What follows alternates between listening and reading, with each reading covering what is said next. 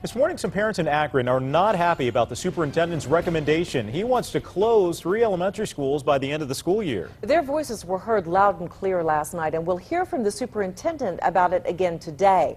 News Channel 5's Josh Booth joins us from the Akron Bureau, and these parents were pretty vocal, Josh.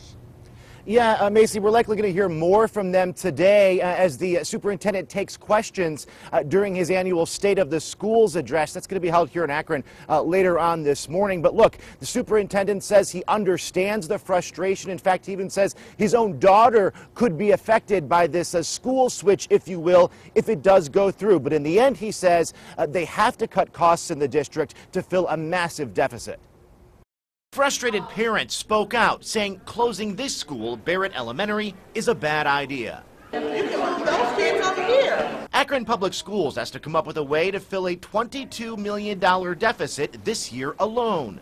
The superintendent says closing Barrett, Rankin, and Essex schools is a start. Just from support staff, we're probably talking about $1 million just for secretaries, principal, custodians, etc. Some parents think the cuts should be coming from somewhere else. Stop closing schools and building new ones.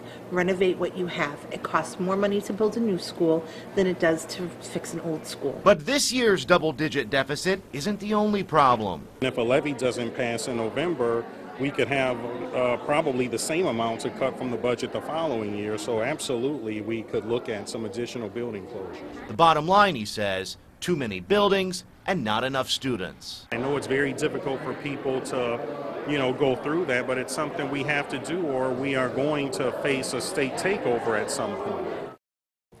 Now, ultimately, the school board will decide whether or not to change the school system, the building issue here in Akron. They'll likely vote on that during their next meeting, which is scheduled for this coming Monday.